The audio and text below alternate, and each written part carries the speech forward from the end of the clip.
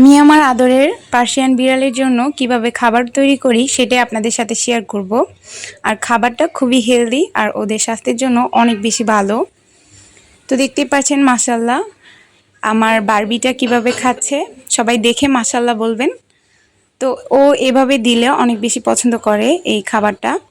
তো চলুন দেখে নিই ভিডিওতে পার্সিয়ান বিড়ালদের জন্য কিভাবে খাবারটা তৈরি করতে হবে। তো সবার প্রথমেই নিয়ে নিলাম চিকেন। এখানে হচ্ছে আমি একটা রান নিয়ে নিয়েছি আর হচ্ছে সিনার মাংস নিয়ে নিয়েছি। তো আপনারা চাইলে একদম সলিড মাংস দিয়েও করতে পারেন। তো আমি যেহেতু আস্ত মুরগি কিনেছি ওইখান থেকে শুধু মাংসগুলি রেখেছি আর দিয়ে দিয়েছি গাজর আর দিয়ে দিয়েছি ছোট ছোট 2টা আলু। আপনারা এর পরিবর্তে মিষ্টি কুমড়াও দিতে পারেন গাজরের পরিবর্তে। তো আমি এক এক সময় গাজর দিই, এক এক সময় মিষ্টি কুমড়া দিই, আবার হচ্ছে এখানে ফুলকপিও দেওয়া যাবে। তো যেই সিজনে যেটা ভালো পাওয়া যায়, যেটা অ্যাভেলেবেল থাকে সেটা দিলেই হবে।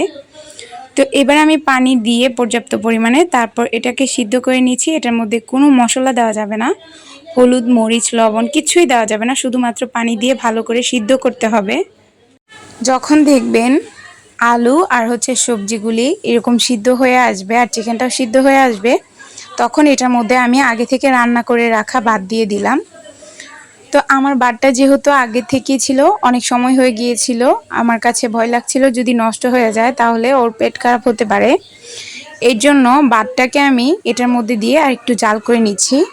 আপনাদের কাছে যদি গরম ভাত থাকে, একদম এখন রান্না করেছেন গরম গরম ভাত, সেটা দিয়েও করতে পারেন।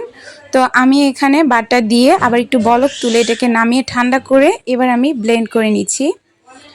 তো এখানে আমি সামান্য পরিমাণ পানি দিয়ে যে চিকেন স্টকটা আছে সেই পানিটা দিয়ে এই ব্লেন্ডার করে নিব ভাতটাকে আর চিকেনটাকে, সবজিগুলিকে। আর বাকি যে পানিটা থাকবে সেটা কিন্তু আপনারা ফেলে দিবেন না। ওই পানিটা এমনিতেই বিড়ালের স্বাস্থ্যের জন্য অনেক বেশি ভালো। তো আপনারা সবসময় পানিটা দিয়ে দিবেন ওদেরকে খেতে। তো এবার আমি মাংস থেকে হাড়গুলিকে ছুটিয়ে তারপর ব্লেন্ড করে নিব। আমি 2বারে ব্লেন্ড করব, একবারে হবে না, যেহেতু আমার ব্লেন্ডারের জারটা অনেক ছোট।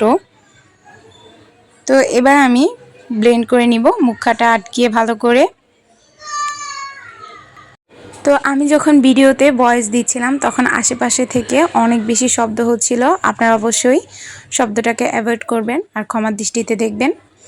তো অনেক সময় ভিডিও দেখতে সময় আশেপাশে থেকে যদি অনেক ধরনের সাউন্ড আসে তখন কিন্তু বিরক্ত লাগে, সেটা আমিও বুঝি।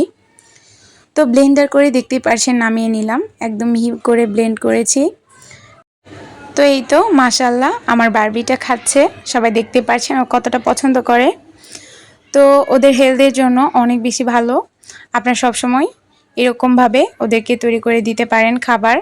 তো আমি একদিন ওদেরকে চাপিলা মাছের সাথে ভাত সিদ্ধ করে তারপর ব্লেন্ড করে দেই।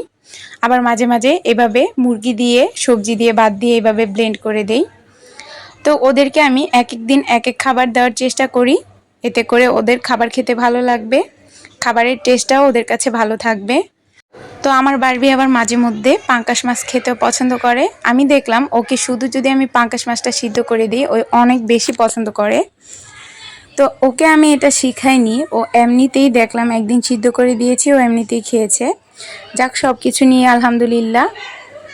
তো আজকের ভিডিওটা কার কাছে কেমন লাগলো অবশ্যই কমেন্ট করে জানাবেন। ভিডিওটা ভালো লাগলে বেশি বেশি করে শেয়ার করে দিবেন। যারা ফেসবুক পেজ থেকে দেখছেন তারা অবশ্যই আমার পেজটাকে ফলো করবেন, আর যারা ইউটিউব চ্যানেল থেকে দেখছেন তারা অবশ্যই আমার চ্যানেলটাকে সাবস্ক্রাইব করবেন। সবাই ভালো থাকবেন, সুস্থ থাকবেন, আমাদের জন্য সবাই দোয়া করবেন। আল্লাহ হাফেজ।